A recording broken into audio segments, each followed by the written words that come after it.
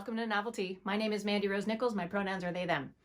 Tonight I'm having some Aries tea from the Cat and Kettle. It's a local Seattle tea company here. I'll put the name down in the doobly-doo there. And if you're interested in finding out something about that tea, go check them out. Tonight we are reading from Grimm's Fairy Tales. I figured, why not start at the beginning? A lot of times I know so many of us are used to some Grimm's fairy tales in the form of animated features and stuff. But a lot of times I don't think people maybe really know where the meat of that comes from. So Elliot's a little restless. He's going to find a new place on the bed. And we're going to start out with the Tinder Box. Do you have your tea? Are you ready? Let's go. There came a soldier marching down the high road. 1, 2, 1, 2. He had his knapsack on his back and his sword at his side as he came home from the wars. On the road he met a witch, an ugly old witch, a witch whose lower lip dangled right down on her chest. That sounds uncomfortable. "Good evening, soldier," she said. "What a fine sword you've got there, and what a big knapsack. Aren't you every inch a soldier? And now you shall have money as you please." "That's very kind of you, old witch," said the soldier. "See that big tree?" The witch pointed to one nearby them. "It's hollow to the roots. Climb to the top of the trunk, and you'll find a hole through which you can let yourself down deep under the tree.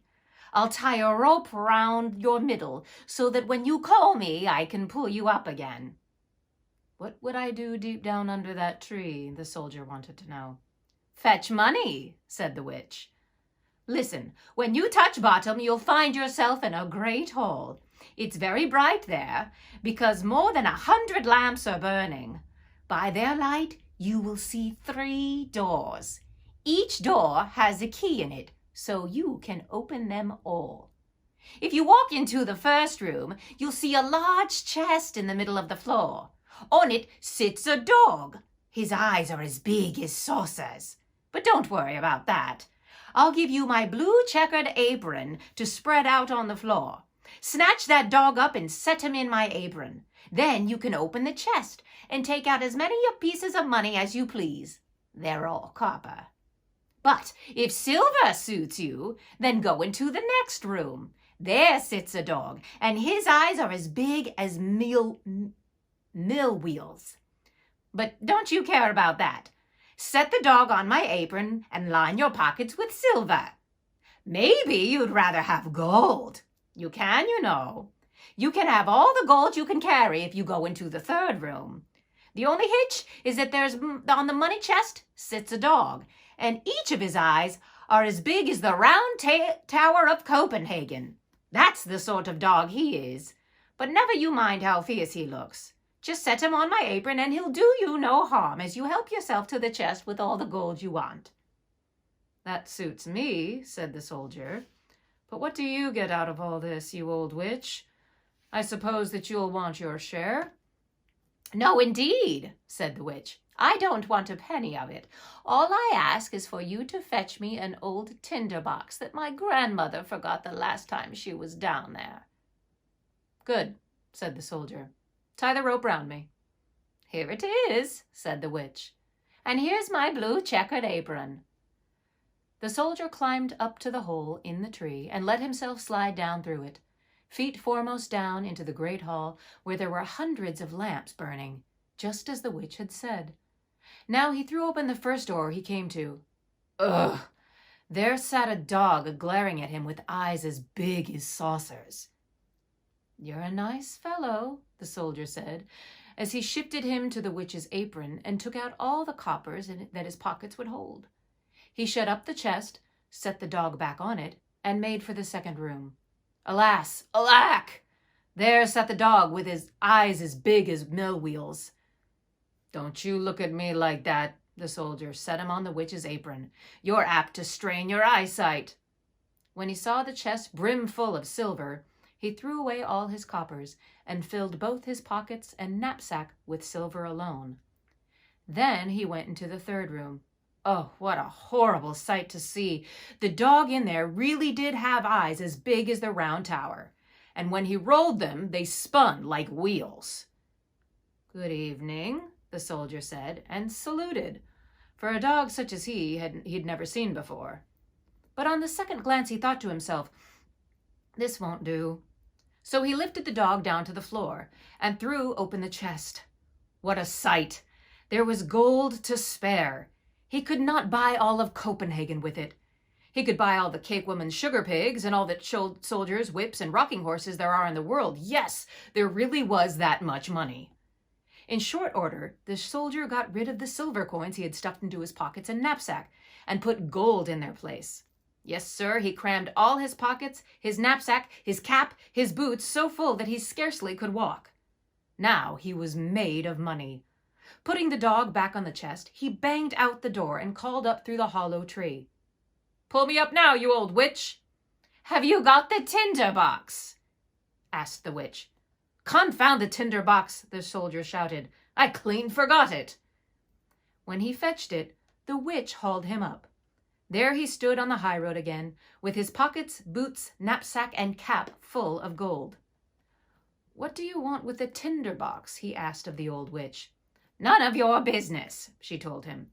"You've had your money, so hand over my tinder box." "Nonsense," said the soldier.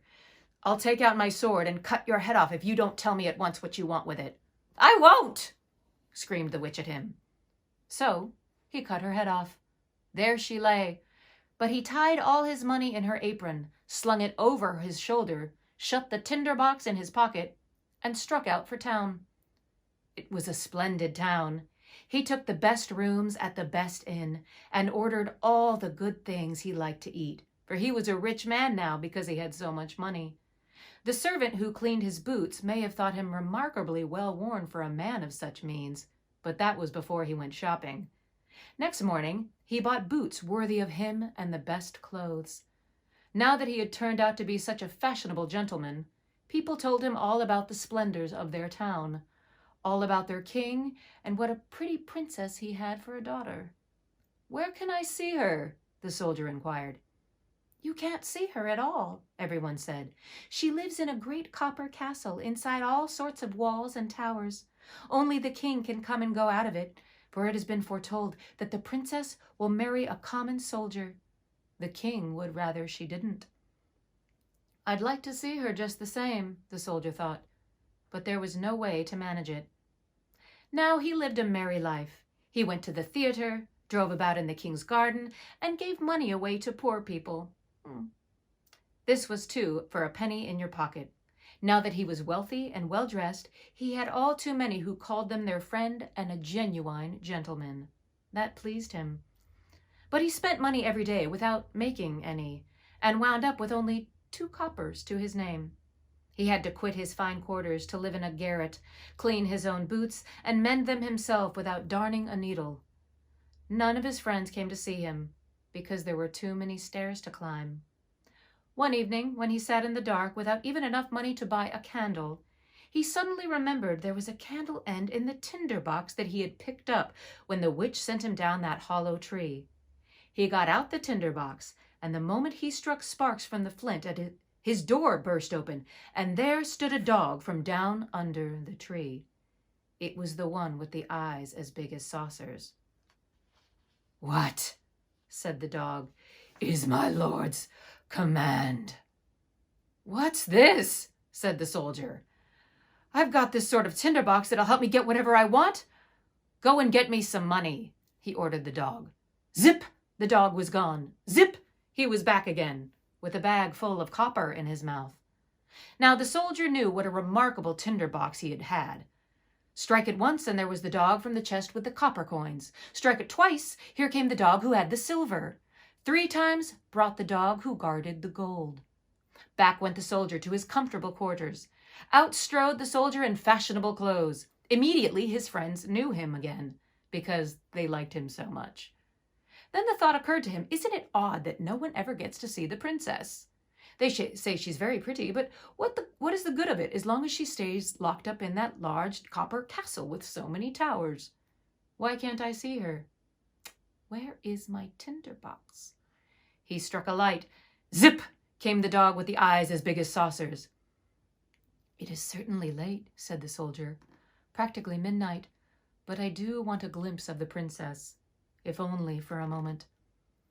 Out the door went the dog, and before the soldier could believe it, there came the dog with the princess on his back. She was sound asleep, and so pretty that everyone could see she was a princess. The soldier couldn't keep from kissing her because he was every inch a soldier. Then the dog took the princess home. Next morning, when the king and queen were drinking their tea,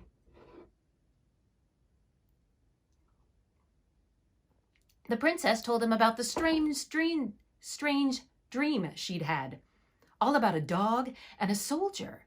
She'd ridden on the dog's back, and the soldier had kissed her without her consent. Now that was a fine story, said the queen. The next night, one of the old ladies of the court was under orders to sit by the princess's bed and see whether this was a dream or something else altogether. The soldier was longing to see the pretty princess again, so the dog came by night to take her up and away as fast as he could run. But the old lady pulled on her storm boots and ran right after them.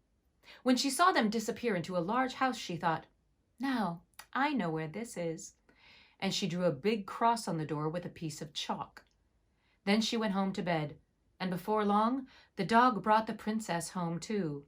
But when the dog saw that the cross marked the soldier's door, he got himself a piece of chalk and cross-marked every other door in town. This was a clever thing to do, because now the old lady couldn't tell the right door from the wrong door. Early in the morning, the king and queen came down, and the old lady and all the officers, to see where the princess had been. "Here it is," said the king when he saw the first cross mark. "No, my dear, there it is," said the queen, who was looking next door.